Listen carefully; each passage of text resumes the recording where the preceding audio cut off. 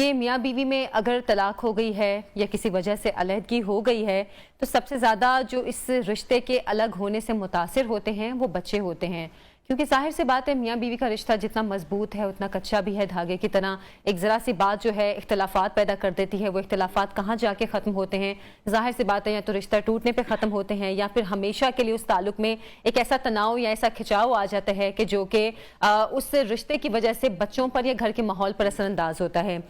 آج کل جو وقت چل رہا ہے، آج کل جو حالات چل رہے ہیں، عدالتوں میں بہت سے معاملات ایسے آتے ہیں کہ میاں بیوی میں طلاقیں ہو رہی ہیں یا خلا کے کیسز بہت زیادہ سامنے آ رہے ہیں، اور ہم جو بات کر رہے تھے کہ اس میں سب سے زیادہ جو متاثر ہوتے ہیں وہ بچے ہیں، اور بچوں کو پھر بعد میں کیا جو سب سے زیادہ مشکل اٹھانی پڑتی ہے کہ کورٹ کچہری میں بچوں کو لائے، ماں سے ملاقات کروائی یا باپ سے ملاقات کروائی، اور بچوں کی وہ ایک کیفیت پھر بالکل الگ ہو جاتی ہے۔ اس سلسلے میں آپ سے کچھ شیئر بھی کرنا چاہتی ہوں، کچھ فرضی ناموں کے ساتھ بچوں کی کیفیات کو شیئر کرنا چاہتی ہوں۔ 7 سالہ ماریا کا کہنا ہے کہ وہ اپنے والد سے سخت نفرت کرتی ہے اور اسے ان سے ملنا بالکل اچھا نہیں لگتا، وہ صرف اپنی والدہ کے ساتھ رہنا چاہتی ہے، جبکہ 5 سالہ جمال کہتا ہے کہ وہ اپنے پاپا سے بہت پیار کرتا ہے لیکن نانی اماں پاپا سے ملنے پر ناراض ہوتی ہیں اور زیادہ ضد کرنے پر مار بھی پڑتی ہے، اسی لیے وہ پاپا سے نہیں ملنا چاہتا۔ 4 سالہ علینا یہ کہتی ہے کہ وہ میرے پاپا نہیں ہیں، انکل ہیں جو کھلونے لے کر کبھی کبھی یہاں ملنے آتے ہیں لیکن پھر واپس چلے جاتے ہیں کیونکہ ان کا وقت ختم ہو جاتا ہے۔ بچوں کے یہ جذبات ہیں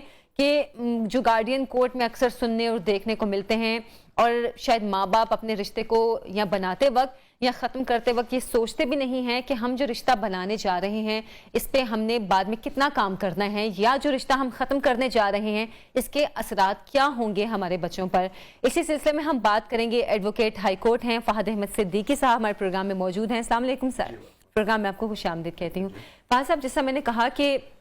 جب رشتہ بن رہا ہوتا ہے تب تو ظاہر ہے سوچا نہیں جاتا کہ آگے کس طرح چلے گا، لیکن جب رشتہ ٹوٹ رہا ہوتا ہے تب یہ نہیں سوچا جاتا کہ ہمارے رشتے کے ٹوٹنے کا ہمارے بچوں پر کیا اثر ہوگا، اور کورٹس میں اکثر ہم یہ دیکھتے ہیں کہ بچے سب سے زیادہ متاثرین میں ہوتے ہیں اس رشتے کے ٹوٹنے پر۔ کتنے زیادہ کیسز اس وقت کورٹس میں آ رہے ہیں جو کہ بچوں کے ماں باپ سے ملنے کے لیے یا ان کو لائے جانے کے سامنے آتے ہیں؟ دیکھیے میڈم، اس میں آپ نے بڑی اچھی بات کی، اور یہ جیسے آپ نے یہ سب فرضی ناموں سے جو ذکر کیا، یہ پریکٹس ہو رہی ہے آج کل۔ اگر ہم لاہور کی بات کریں تو لاہور میں تقریباً 25 سے 30 ہزار کے قریب ایسے کیسز ہیں جن میں بچوں کی ملاقات ہر مہینے میں 2 یا 3 دفعہ کورٹ پریمیسز میں ہوتی ہے۔ لاہور میں 2 گارڈین کورٹ وزیٹیشن ایریاز ہیں جہاں پہ تقریباً 2 گھنٹے کے لیے کورٹ پریمیسز کے اندر بچوں کی ملاقات naan custodial side of parents سے کروائی جاتی ہے۔ میں سمجھتا ہوں اس میں نے جو دیکھا ہے جی وہ یہ دیکھا ہے کہ یہ بیسکلی ایشو، ماں باپ تو چلیں علیحدہ ہو گئے، ان کا ایک فطری عمل تھا، وہ نہیں ساتھ رہ سکے، ان کا حق ہے، لیکن اس میں سب سے بڑا رول جو پلے کر رہی ہے وہ ہمارا جوڈیشل سسٹم کر رہا ہے۔ جیسے آپ نے ذکر کیا کہ ان کا وقت ختم ہو گیا، یہ بیسکلی جو ہماری ایک پریکٹس کچھ عرصے سے تقریباً پچھلے 30-35 سال سے چل رہی ہے کہ ہم نان کسٹوڈیل پیرنٹ کو جو کسٹڈی کے کیسز میں آتے ہیں، جو کسٹڈی کلیم کرتے ہیں، انہیں ہم انٹرم سٹیج پہ دوران مقدمے بازی صرف 2 گھنٹے کی ملاقات کا ٹائم دیا جاتا ہے، مہینے میں 1 دفعہ یا 2 بار۔ ہمارا استدلال اس حوالے سے یہ ہے میڈم کہ ڈیورس تو ہوگی میاں بیوی کے درمیان، صلح نہیں ہوئی فار ون ریزن اور دی ادر، بٹ جو بچے ہیں ان کا تو اس میں کوئی فالٹ نہیں ہے۔ جو آپ کی کسٹڈی لیٹیگیشن یا مقدمے بازی ہے، اس میں بیسکلی 3 فریق ہیں، ایک میاں ہے، ایک بیوی ہے، ایک ماں ہے، ایک باپ ہے اور ایک بچہ ہے۔ ہمارا نظام انصاف بیسکلی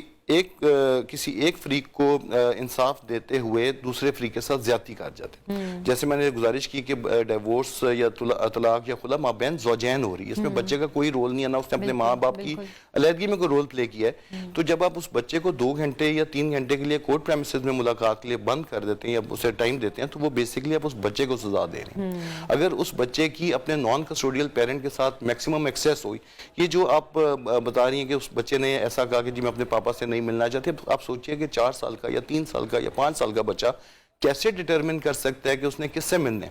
unless and until اسے برین واش کیا جائے۔ یہ اگر آپ اسے سائیکیٹرک اس میں سائیکالوجی کی اصطلاح میں دیکھیں تو یہ باقاعدہ ایک سنڈروم ہے، اور it is known as parental alienation syndrome, جس میں جس پیرنٹ کے پاس بچہ ہوتا ہے وہ اپنی نفرت یا اپنی گرج دوسرے پیرنٹ سے یعنی دوسرے فریق سے जस्टिफाई करने के लिए उस बच्चे को एज ए टूल यूज किया जाता है और उसे नफरत इंजेक्ट की जाती है बाकायदा कि तुम्हारा बाप ये था या जो तुम्हारी माँ ये थी, जो एज द केस में भी। तो इस सिचुएशन में मेरी अंडरस्टैंडिंग ये है कि हमारे जुडिशियल सिस्टम को थोड़ा सा सेंसिटाइज होना चाहिए, उन्हें ये एहसास करना चाहिए कि यही बच्चे कल को आपके शहरी बनेंगे, कल को या नुकसानदेह। और लार्ज मेजॉरिटी ऑफ ऐसे बच्चे जो हैं मैडम, या तो वो क्रिमिनल्स बन जाते हैं या वो इतने हार्डकोर हो जाते हैं कि वो जब उनकी स्टेज, बिलेटेड स्टेज में जब वो शादियां करते हैं तो अपने स्पाउसेस में वो अपने नॉन कस्टोडियल पेरेंट को देखते रहते हैं, क्योंकि वो उनके दिलों में वो नफरत इंजेक्ट की जा चुकी होती है, वो फिर अपने स्पाउसेस से वो बदले लेते रहते हैं। तो this is what I understand कि हमें कस्टडी लिटिगेशन में बेसिकली ये चूंकि वॉर ऑफ ईगोज है, एक दूसरे के अनाओं का तसादम है,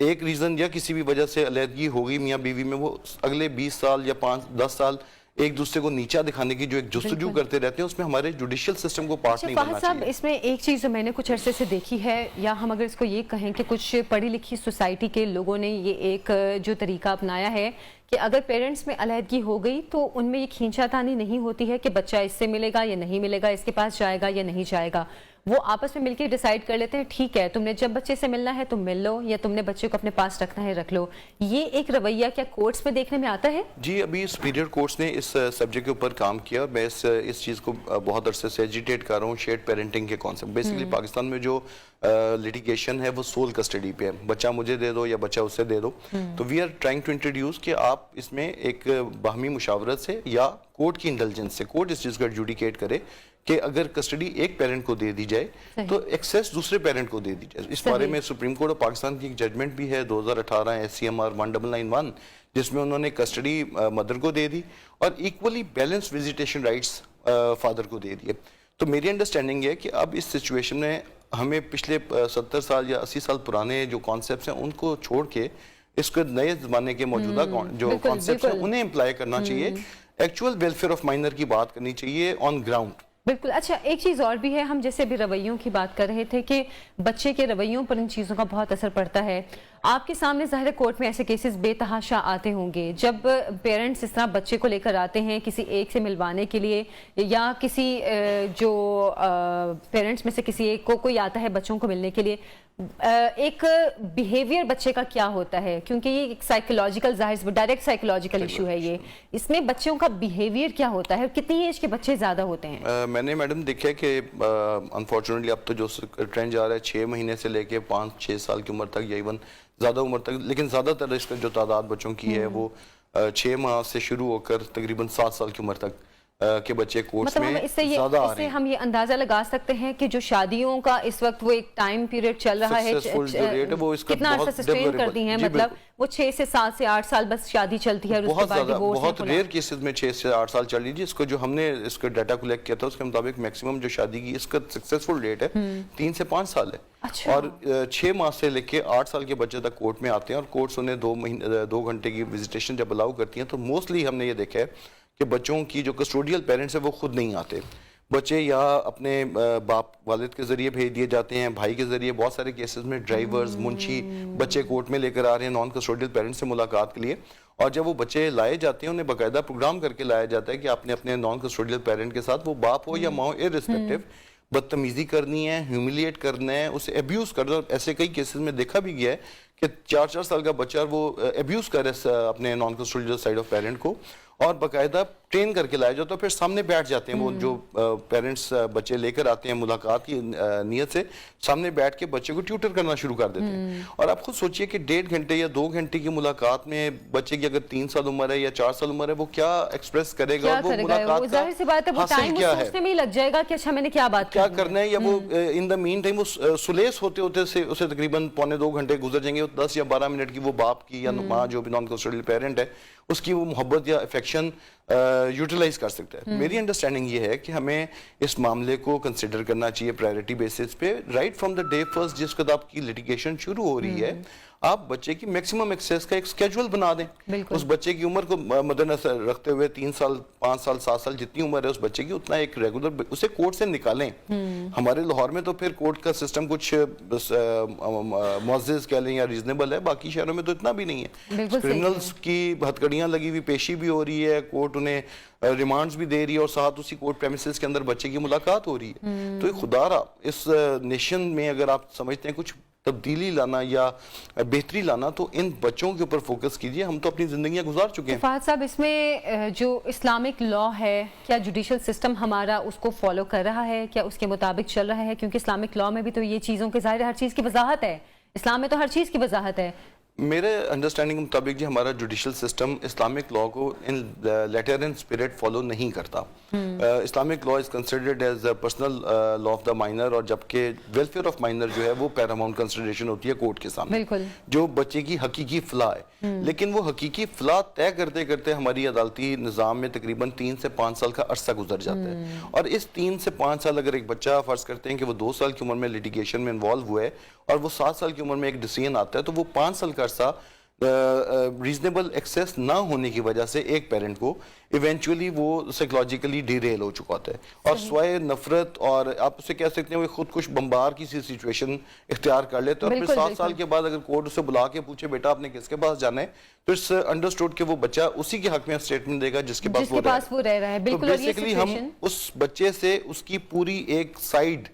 जो पैटर्नल साइड है या नॉन कस्टोडियल पेरेंटल साइड है वो पूरी की पूरी साइड माइनस कर रहे हैं। बाप नहीं है, वो माँ नहीं है, वो दादा भी है, वो नानी भी, दादा दादी हैं, ये पूरी की पूरी पैटर्नल साइड है। हाँ, उसे नहीं पता कि मेरे कौन से कजन दुनिया में आए हैं, मेरे कौन से रिश्तेदार दुनिया से चले गए। और वन फाइन मॉर्निंग उसे आप कोर्ट में खड़ा करके उससे अगर आप सवाल पूछेंगे बेटा आपने किसके पास जाना है, तो ये उस बच्चे के साथ ज्यादती है। बहुत ज्यादती है, सिर्फ उस बच्चे के साथ ज्यादती नहीं है, सोसाइटी के साथ भी ज्यादती है, क्योंकि हम इस तरह किस तरह के बच्चों को परवान चढ़ा रहे हैं ये हमें सोचना होगा। क्योंकि सबसे ज्यादा ये इशू जो है ये साइकोलॉजिकल है, जो कि बाद में इन बच्चों को पैदा होता है।